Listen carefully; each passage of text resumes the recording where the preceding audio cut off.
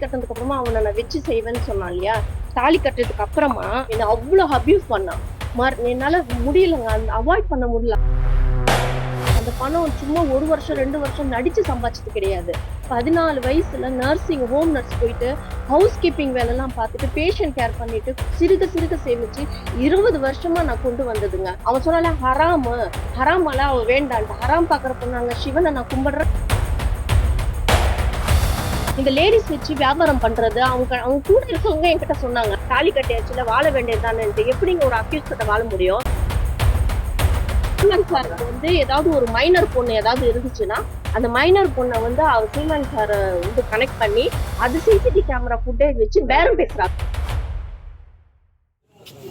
இதுக்கு கீழே பாருங்க, நான் கேட்டிருப்பேன், எனக்கு தெரியாம தானே நீ தாலி கட்டினேன். அதுக்கு ஒரு ஆடியோ அவன் அனுப்பிச்சிருப்பான், கண்ணை மூடி தாலி கட்டினது. அந்த ஆடியோ கூட நான் ப்ளே பண்ணிருக்கேன். அவன் எனக்கு பண்ண மெசேஜ்லாம் பாருங்க. ஏன் லவ் எனக்கு அக்செப்ட் பண்ண மாட்டேங்கிற, ஏன் அமைதியா இருக்க, எக்ஸ்பிரசிவா இரு, என்னோட லவ் அக்செப்ட் பண்ணிக்கோ அப்படின்னு சொல்லி காமிச்சு இதெல்லாம் எனக்கு மெசேஜ் பண்ணாங்க.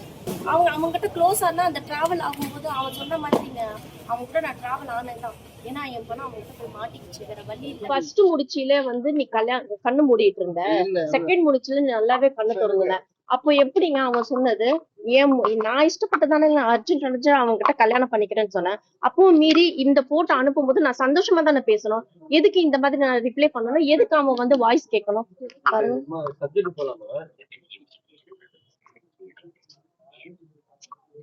அப்புறமா நான் அவன் வீட்டுக்கு தாலி கட்டினதுக்கு அப்புறமா அவனை நான் வச்சு செய்வேன்னு சொன்னான் இல்லையா, தாலி கட்டுறதுக்கு அப்புறமா அந்த சீட்டிங், தாலி கிடையாது அது சீட்டிங், அவன் எனக்கு மிரட்டினான். நான் அவன் கூட இருக்க முடியாது, நான் அன்னைக்கு தாலி கட்டின அன்னைக்கு நைட்டு என் கூட இருந்துதான் ஆகணும், நான் தாலி கட்டிட்டேன், எனக்கு உரிமையானவ அப்படின்னு சொல்லிட்டு என்ன அவ்வளவு அபியூஸ் பண்ணான். என்னால முடியலங்க, அவாய்ட் பண்ண முடியல. அந்த இடத்துல நான் என்னோட காசு ஃபுல்லாவே நான் லாக் ஆயிட்டேன். அந்த பணம் சும்மா 1 வருஷம் 2 வருஷம் நடிச்சு சம்பாதிச்சது கிடையாது. 14 வயசுல நர்சிங் ஹோம் நர்ஸ் போயிட்டு ஹவுஸ் கீப்பிங் வேலை எல்லாம் பார்த்துட்டு பேஷண்ட் கேர் பண்ணிட்டு சிறுக சிறுக சேமிச்சு 20 வருஷமா நான் கொண்டு வந்ததுங்க. ஒரு மெஷின் எடுத்துட்டு 5 வருஷமா அதுல சம்பாதிச்சது, இப்ப நடிச்சு சம்பாதிச்சது எல்லாமே எடுத்துட்டு போயிட்டு மூக்குத்தி தவிர எல்லாத்தையும் போய் லோன் ஜுவல் லோன் வச்சுதாங்க ரெஸ்ட் பார்க்கு நான் ஃபைனான்ஸ் பண்ணது.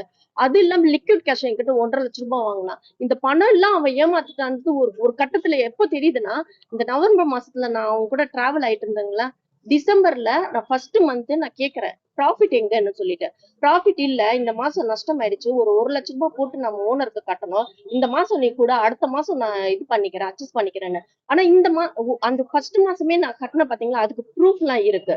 நான் அது கேக்குறேன், நஷ்டம் காமிக்கிறியே அது நியாயமான்ட்டு அவனுக்கு எனக்கும் நிறைய மிஸ் அண்டர்ஸ்டாண்டிங் வந்துச்சு. அதுக்கப்புறமா தான் நான் 1 லட்சம் ரூபாய் கட்டிட்டு அவங்ககிட்ட இருந்து கொஞ்சம் விலை நான் ட்ரை பண்றேன். இந்த டிசம்பர் மாசத்துல இருக்குல்லங்க, அவன் சொன்னால ஹராமால அவ வேண்டான்ட்டு. ஹராம் பாக்குற பொண்ணாங்க சிவனை நான் கும்பிடுறேன், சிவனுக்கு நான் வந்து விரதம் வைக்கிறேன்.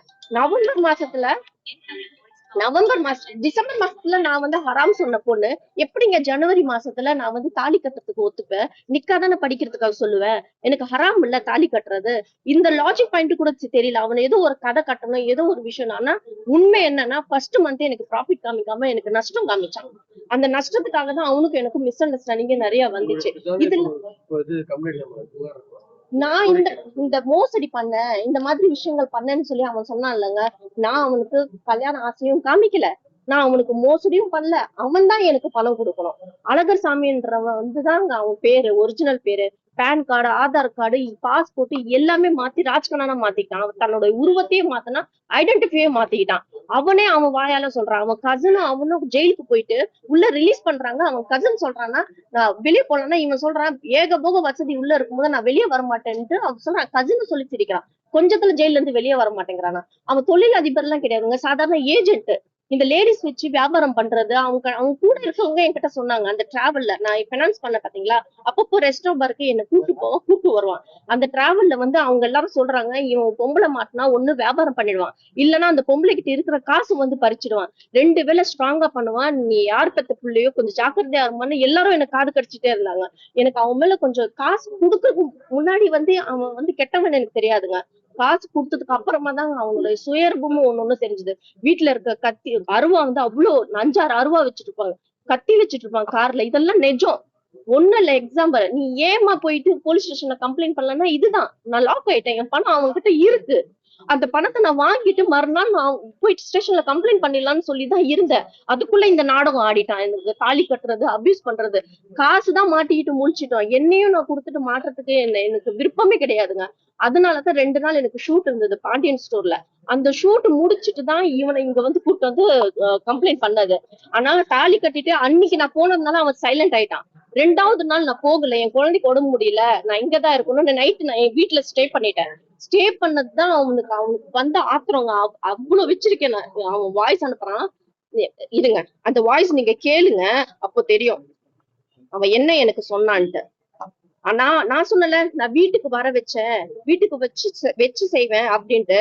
நான் சொல்றேன், வராத, தயவு செய்து வீட்டுக்கு மட்டும் வந்துடாத அப்படின்னு நான் கெஞ்சுறேன். அவன் சொல்றான் பாருங்க.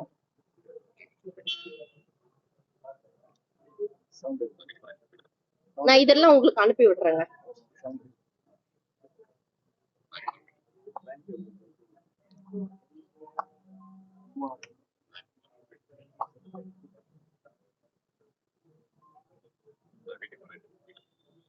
யாருங்க இப்ப வீட்டுக்கு வரேன்னு சொல்றது? அவன் தான் வீட்டுக்கு வரேன்னு சொல்றான். நான் கெஞ்சுற, கையெடுத்து கும்பிடுறேன். அவன் ஃப்ரெண்டுக்கு நான் இன்ஃபார்ம் பண்றேன், அண்ணா இந்த மாதிரி அவன் வரானா, காப்பாத்துங்கண்ணா, எங்க வீட்டுக்கு வந்துடுறேன்னு சொல்றானா, நான் அவன் வீட்டுக்கு போகலன்னு சொல்லிட்டு. பாருங்க அது கெஞ்சுறது.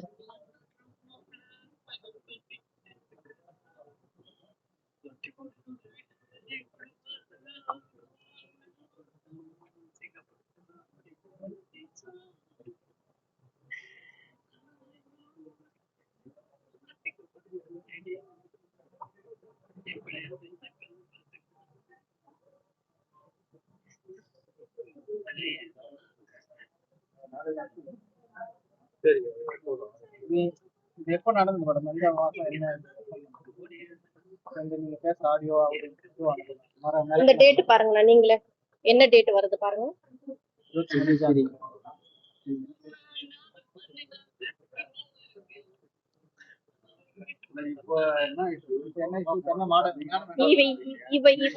இவன் பொய் குற்றச்சாட்டு சொன்னான்ல, நான் வந்து மோசடி பண்ணேன், கல்யாண மோசடி பண்ணேன், அவங்க கிட்ட இருந்து கல்யாண ஆசை காமிச்சு அவங்க கிட்ட இருந்து பணம் பறிச்சேன் அப்படின்ட்டு. அது பொய்ன்றது ஆதாரம் ஃபுல்லாவே என்கிட்ட இருக்கு. நான் இந்த தாலி இன்சிடென்ட்க்கு அப்புறமா என்ன ரொம்ப அபியூஸ் பண்ணி பிளாக்மெயில் பண்றதுனால நான் போய் மகளிர் ஆணையத்துல போய் கம்ப்ளைண்ட் பண்ணேன். அன்னைக்கு நைட்டு, மறுநாள் நைட்டு நான் அவன் கூட நான் வர மாட்டேன், இருக்க மாட்டேன்றதுனால கட்டி வச்சு அவங்க கட் பண்ணி மிரட்டி பிளாக்மெயில் பண்ணதெல்லாம் இது அவங்க ஃப்ரெண்டு கிட்ட சொல்லி நான் அழுகுறேன். அண்ணா என்ன காப்பாத்துங்கண்ணா, காப்பாத்துங்கண்ணான்னு சொல்லிட்டு அந்த ஒரு வாய்ஸ் தான் இப்ப நீங்க கேட்டது. இது இல்லாம நான் எதுக்கு நான் அவங்க கிட்ட நான் விலகினேன்? இல்ல எல்லாரும் சொல்றாங்க ஒரு நல்ல மனுஷனா தெரியும், சும்மா ஹைட் அண்ட் வெயிட்டா இருக்கிறதுனால ரவுடிஜியம் அப்படின்னு சொல்லாத, நல்ல மனுஷன் தான் இருக்கா, தாலி கட்டியாச்சுல, வாழ வேண்டியதுதானேன்ட்டு. எப்படிங்க ஒரு அக்யூஸ் கிட்ட வாழ முடியும்? சின்ன வயசுல இருந்து ஊரை விட்டு விலகி விட்டு இருக்காங்க, ஹோம்ல போயிருக்காங்க, உள்ள ஜெயிலுக்கு போயிட்டு வந்தவன் இவங்க இப்படிப்பட்ட ஆள்னு தெரிஞ்சதுக்கு அப்புறமா எப்படி வாழ்க்கை கொடுக்க முடியும்? நாங்க நவம்பர் மாசங்க அவனும் நானும் ஒன்னா போயிட்டு இருக்கோம் கார்ல. அப்போ சீமான் சார் விஜயலட்சுமி மேட்டர் வந்தது இல்லைங்க, அப்போ இந்த ஸ்பீக்கர் போட்டுட்டு பேசிட்டு இருக்காங்க. ஒரு டார்கெட் அவன் போடுறான் என்னன்னா, இந்த விஜயலட்சுமி மேட்டரை வந்து எவ்வளவு வந்து கமெண்ட், அந்த மீம்ஸ், இந்த மாதிரி ட்ரோல் பண்ற விஷயங்கள் எல்லாம் வந்து அவன் ஸ்கெட்ச் போடுறான். இல்ல கான்கால் வேலை 3 பேர் வந்து கான்கால்ல, அந்த விஜயலட்சுமி அவங்க எல்லாம் கிடையாது அந்த லைன்ல, இவன் கான்கால்ல எடுத்துட்டு என்னெல்லாம் பண்ணணும் டார்கெட் பண்றது. ஒருத்தவங்க ஃப்ரேம்ல இருந்தாங்கன்னா அந்த ஃப்ரேம் வந்து டீஃப்ரேம் பண்றதுக்கு என்னெல்லாம் மெத்தட் பண்ணணுமோ அதெல்லாம். 2வது அவனுக்கு என்ன டார்கெட் தெரியுமா? எவ்வளவு பணம் தெரியுமா அவனுக்கு? 80 லட்சம் ரூபாய் கிட்டத்தட்ட வந்து ரிலீஸ் பண்றதுக்காக மேட்டர் நடக்குது அங்க. அங்க என்ன, சீமான் சாருக்கு வந்து ஏதாவது ஒரு மைனர் பொண்ணு ஏதாவது இருந்துச்சுன்னா அந்த மைனர் பொண்ணை வந்து அவர் சீமான் சார் வந்து கனெக்ட் பண்ணி அது சிசிடிவி கேமரா ஃபுட்டேஜ் வச்சு பேரம் பேசுறாங்க. சோ இந்த மாதிரி பண்ணா உனக்கு ஒரு 80 லட்சம் ரூபாய் வரும் அப்படின்ட்டு. அந்த 80 லட்சம் ரூபாயில 60 லட்சம் ரூபாய் எனக்கு பிளாட் வாங்கி கொடுப்பானா, 10 லட்சம் ரூபாய் வந்து இன்டர்வியூ பண்ணுவானா. இந்த விஷயங்கள் எல்லாம் வந்து அவன் பிளான் பண்ணிட்டு இருக்கான். சோ அப்போ நான் நம்பகத்தனமா இருக்க கூட அவன் கூட டிராவல் பண்ணிட்டு, இதனால அவன் லவ் அஃபெக்ஷன்ற பேர்ல இந்த மாதிரி எல்லாம் டார்கெட் பண்றது. அவன் வீட்டுல இந்த பிளாக்ல வந்து விக்கிற அந்த அந்த இது சரக்கு அந்த எல்லாமே வச்சுட்டு இருப்பான். அவ வீட்டுல பொண்ணுங்க எப்பவுமே ஸ்டாக்கா இருக்குங்க. கேட்டா பொண்ணுன்வா, தங்கச்சின்வா, அக்கான்வா. ஒரு இலங்கையில இருந்து ஒரு பொண்ணு கூப்பிட்டு வந்து வீட்டுல 5-6 வருஷமா தங்க வச்சிருக்கான். ஆனா அவங்க கிட்ட ஐடென்டிஃபை இல்ல, ஒரு பேன் கார்டு, ஆதார் கார்டு எதுவுமே கிடையாது. பண்ற எல்லாமே இல்லீகல் தான். இதெல்லாம் எங்க நடக்குதுங்க? எல்லாம் அந்த மேக்ஸ்வர்த் நகர் போரூர்ல இருக்கும்போதுதான் எனக்கு தெரியும். ஆனா அதுக்கு முன்னாடி இவன் ஆக்சுவலா கல்யாணம் ஆகலன்னு சொன்னால, கல்யாணம் ஆயிடுச்சு அவனுக்கு. கல்யாணம் ஆகி ஒரு பொன் குழந்தை இருக்கு. அவங்க வைஃப் அந்த குழந்தைய அப்பான்னு கூப்பிட விடாம தடுத்திருக்காங்க. அப்புறமா இந்த ஷீலான்னு ஒரு பொண்ணு இருக்குங்க. அந்த ஷீலாவை 7-8 வருஷமா அவன் கூட வந்து லிவிங்ல இருந்திருக்காங்க. அவளை கூப்பிட்டு வந்து குடும்பம் நடத்தணும், குழந்தை கூப்பிட்டு வா அப்படின்னு சொல்லி அவளை மூக்கொடிச்சு அவளோட ஃபேஸ் எல்லாம் ஒரு ரத்தமா வந்து எல்லாம் ஆதாரம் வச்சிருக்கேன். நான் ஆதாரம் இல்லாம பேசல. அந்த இப்போ எங்க வந்து நீங்க சம்பந்தமா புகார் இந்த கமிஷனர் ஆபீஸ்க்கு நான் அன்னைக்கே வந்தேன். சமனுக்கு நான் ஆஜராகலன்னு சொல்லிட்டு எல்லாரும் நீங்க வந்து மைக்க வச்சுட்டு பேசிட்டு இருந்தா பாத்தீங்களா. ஆக்சுவலா பாத்தீங்கன்னா கமிஷனர் ஆபீஸ்ல நான் உட்கார்ந்துட்டு இருக்கேன். அவன் வாபஸ் வாங்குறேன்னு சொன்னான் கேஸ். எங்க அட்வொகேட் சொல்றாரு வாபஸ்ல வாங்க கூடாது, அவன் என்கொயரி பண்ணுங்க, நாங்க வரோம் கிளம்பின்ட்டு. அதுக்குள்ள எஸ்கேப் ஆயிட்டான். அவன் எஸ்கேப் ஆகி வந்தவன் நின்னு இங்க பேசுறான். ஏன்னா அவனுக்கு ஒரே ஒரு குறிக்கோள் தாங்க, நான் வந்து எல்லாருக்கிட்டையும் அசிங்கப்படணும், என்னோட நேமே ஸ்பாயில் பண்ணணும். ஏன்னா அவனுக்கு நான் காசு கொடுக்க வேண்டியது இல்ல, அவன் தான் எனக்கு காசு கொடுக்கணும். மகளிர் ஆணையம்ல அவன் ஒத்துட்டு தான் போனான். ஆனா எழுத்துப்பூர்வமா அவன் உஷாரா அவங்கதான் எனக்கு பணம் கொடுக்கணும் அப்படின்னு சொல்லிட்டு போனான்.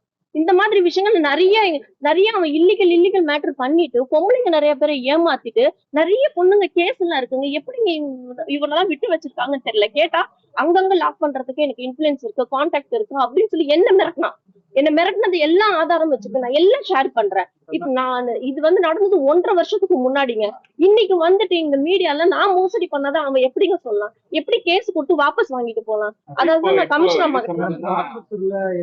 ஆமா, அந்த கோயம்புத்தூர் செல்வகுமார் வந்து அதை கற்பன்னு நான் கூப்பிடுறேன்னா அவர் வந்து எங்கேயாவது கம்ப்ளைண்ட் கொடுத்தது நீங்க எல்லாரும் பாத்தீங்களா? ஆண் நண்பர்கள்ன்றது நான் வெளியே இருக்கேன். நான் வீட்டுல இருக்கிற பொண்ணு கிடையாது, நான் வெளியே வேலைக்கு போற பொண்ணு. எனக்கு ஆண் நண்பர்கள்ன்றது ஒரு சர்வசாதாரணமான விஷயம். அதை வச்சு இவனை வச்சு அவனை வச்சு கனெக்ட் பண்ணி பேசினா எப்படி? செல்வகுமார்ல இருந்து சரவணகுமார்ல இருந்து வசந்தகுமார்ல இருந்து எல்லாருமே எனக்கு ஆண் நண்பர்களா தான் இருக்கிறது செய்வாங்க. இவன் சொல்றதுனால எல்லாமே உண்மையாயிடுமா? இல்ல ஒரு குமார் வந்து இங்க வந்து கம்ப்ளைண்ட் கொடுத்திருக்காங்களா? நான் கேக்குறேன். அவன் ஒரு பொண்ணு கூட இருக்கிற வரைக்கும் பத்தினி, கூட இல்லைன்னா அவ டேஷ்னு சொல்லிட்டு போறது. ஆண்களோட மென்டாலிட்டி இதுதானே. பொம்பளை ஒரு தனியா ஒரு பொண்ணு உலாத்திடக்கூடாது. அதுவும் ஆண் விட்டுட்டு போயிட்டான், ஒரு 2 குழந்தைங்க வச்சு ஸ்ட்ரகிள் பண்ணிட்டு நான் வளர்ந்துட்டு வரேன். அப்போ என் மேல பழியும் பாவம் போறதுக்கு 1 செகண்ட் ஆகுமா சொல்லுங்க? நான் யோசிக்காம ஒரு விஷயம் தாங்க தப்பு பண்ணேன். ஏன்னா அவ யாரு என்ன, அவ எப்படிப்பட்டவன் அது தெரியாம நான் என்னோட பணத்தை நான் இன்வெஸ்ட் பண்ணேன், ஃபைனான்ஸ் பண்ணேன். அவனும் சதீஷ் அவங்க 2 பேர் கூட சேர்ந்துதான் அதுல எல்லாமே பிசினஸ் பண்ணாங்க. எல்லா ப்ரூஃப் இருக்குங்க. ஏசி ரிப்பேர், அந்த ரிப்பேர், இந்த ரிப்பேர், எல்லா விஷயத்துக்கும் நான் காசு அமைச்சிருக்கேன். 8 லட்சம் ரூபாய் நான் அட்வான்ஸ் கொடுத்தேன் அந்த ஓனருக்கு கொடுக்க சொல்லி. எல்லா கான்வர்சேஷனும் எல்லா ஆதாரமும் அழிஞ்சிருச்சு அப்படின்னு நினைச்சிட்டு அவன் பாட்டுக்கு ஸ்கிரிப்ட் போட்டு போறான். அவனுக்கு எல்லாம் கேஸ் கொடுக்கறதுக்கு சாதாரண விஷயம். ஒரு டீச்சருக்கு போய் லவ் லெட்டர் கொடுக்குற மாதிரிதான் அவனுக்கு கேஸ் எல்லாம் ரொம்ப ஒரு சாதாரணவங்க போறவெல்லாம் கொடுக்குறதா. அவனுக்கு எனக்கு தெரிஞ்ச லிஸ்ட் நான் சொல்றேன். அவ கல்யாணம் ஆச்சு, குழந்தை ஆச்சு. ஒரு ஷீலான ஒண்ணு 7-8 வருஷம் அவங்களும் கம்ப்ளைண்ட் கொடுத்திருக்காங்க, உள்ள போயிட்டு வந்திருக்கான் வெளியே. அது இல்லாம ஷெரின்னு ஒருத்தவங்க மதுன்னு ஸ்பா ஒண்ணு நடத்தினாங்க. மதுக்கும் அவங்க ஹஸ்பண்ட்க்கு பிரச்சனை இருந்திருக்கு. அந்த பிரச்சனை இவங்களுக்குள்ள இருக்கிற ரிலேஷன்ஷிப் தெரிஞ்சுட்டு அவங்களுக்கு டிவோர்ஸே ஆயிடுச்சு. இதே மாதிரிதான் ரெஸ்டோ பார்க்கு எனக்கு இன்வெஸ்ட் பண்ண வச்ச மாதிரியே மதுவும் வந்து இன்வெஸ்ட் பண்ணிருக்காங்க. இந்த பிரச்சனை வந்து வெளியே வந்திருக்காங்க. அதுக்கப்புறமா நடிகை மின்னல் தீபா இருக்காங்க இல்லையா, அவங்க கிட்ட லிவிங்ல இருந்திருக்கான். அவங்களுக்குள்ள வந்து இந்த லவ் பண்ணி லிவிங்ல இருந்திருக்காங்க. ஏற்கனவே ஒரு ஹஸ்பண்ட், இப்போ ஹஸ்பண்ட் இருக்காருல்ல, அவரோட பிரச்சனை ஆகி விலகி இருந்த அந்த டைம்ல இவன் உள்ள போயிருக்கான். போயிட்டு இவங்களுக்குள்ள எல்லாமே கல்யாணம் வரைக்கும் போயிருக்குங்க. இதுனா அவன் வந்து என்கிட்ட கதை விடுறான்னு நான் நினைச்சேன். ஆனா அது கதை கிடையாது. ஒரு நாள் கார்ல உட்காந்து ஸ்பீக்கர் போடுறான், போட்டு மின்னல் தீபா கிட்ட பேசுறான். பேசும்போது இந்த பாஸ்ட் பத்தி 2 பேர் பேசி சிரிச்சுக்குதுங்க. நீ என்னை விட்டு கொடுத்த, நீ பெருந்தனிமையா என் புருஷனுக்கு, நான் இப்ப நல்ல வாழ்க்கை வாழ்றேன்னா நீ தான் அப்படின்ற மாதிரி. ஏன்னா இப்படிப்பட்ட ஆள்கிட்ட நான் மாட்டிக்கிட்டேங்க. மாட்டின உடனே என் பணம் போயிடுச்சுன்றதுனால வருத்தத்துல அவங்ககிட்ட ஸ்மார்ட்டா நான் டிராவல் ஆகுறேன். என் பணம் வந்ததுக்கு அப்புறமா நான் போய் ஸ்டேஷன்ல கம்ப்ளைண்ட் கொடுக்கலாம் அப்படின்ட்டு. தாலின்னு ஒரு விஷயம் நடக்கும்போது தான் நான் பஸ்ட் ஆனேனே. அதுல இருந்து நான் வெளியே வந்தேனே. எனக்கு அபியூஸ் ஆகும்போது தான் நான் வெளியே வந்தேன். அது வரைக்கும் நானுமே சாப்பிட்டியா, பண்ணியா, எப்படி இருக்க, என்ன இருக்குன்னு சொல்லிட்டு எவ்வளவு நான் அவங்ககிட்ட ஸ்மார்ட்டா பேசணுமோ அந்த அளவுக்கு பேசிட்டு நான் இருந்தேன். உடனே நான் போய் கம்ப்ளைண்ட் கொடுக்கல. இது நான் மட்டும் இல்ல, அவகிட்ட சிக்கிற அத்தனை பொண்ணுங்களும் உயிர் பயம்ன்ற ஒரு விஷயம் அவன் காமிச்சிடறான். இன்னைக்கு ஷீலா இங்க கிடையாது ஊர்லயே.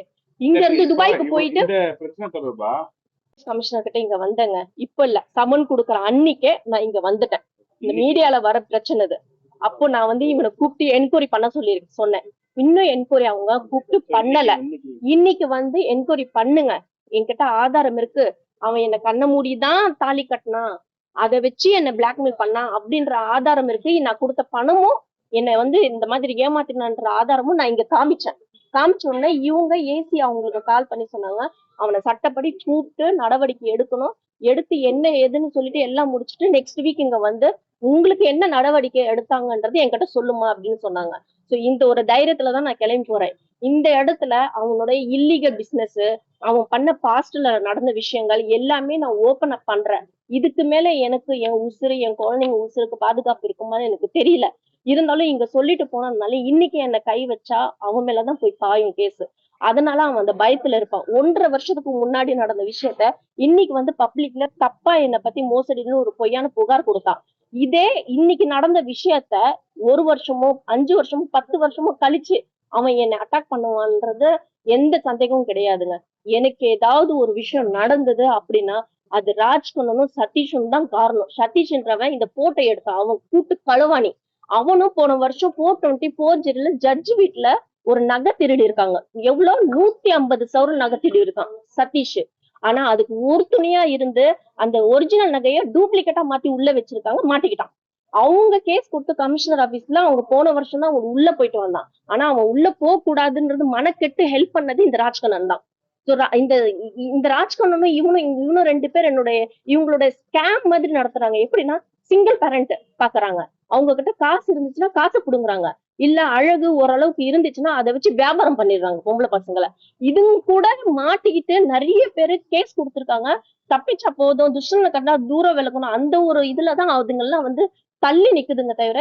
இன்னைக்கும் எனக்கு கால் வருதுங்க இந்த மீடியால வந்ததுக்கு அப்புறமா, நான் பாதிக்கப்பட்டேன், நானும் பாதிக்கப்பட்டேன் அப்படின்னு சொல்லி. ஆனா யாருமே கேமரா முன்னாடி வந்து இல்ல கமிஷனர் ஆபீஸோ இல்ல ஸ்டேஷன்லயோ வந்து சாட்சி சொல்றதுக்கு யாருமே முன்னாடி வர மாட்டாங்க. எல்லாருக்கும் உயிர் பயம் காமிச்சு வச்சிருக்கான். அவங்க கிட்ட காசு பணம் கிடையாது. ஆனா அங்கங்க லாக் பண்றதுக்கு ஒரு கனெக்டிவிட்டி, ஒரு கான்டாக்ட் வச்சுக்கிட்டு மிரட்டுறான். என்னையும் அப்படிதான் மிரட்டினான். நான் இவ்வளவு தைரியமா பேசுறேன்ல, நானே சாகணும்னு சொல்லிதாங்க இருந்தேன். அந்த அளவுக்கு என்ன மிரட்டினான். அதனால என் மேல இருக்க தப்பு எதுவும் கிடையாது. இந்த மோசடி புகார்ன்றது ஒரு விஷயம், இது ஃபேக் ஆனது. கொஞ்சம் இனிமேலாவது விமர்சனம் பண்ணாதீங்க.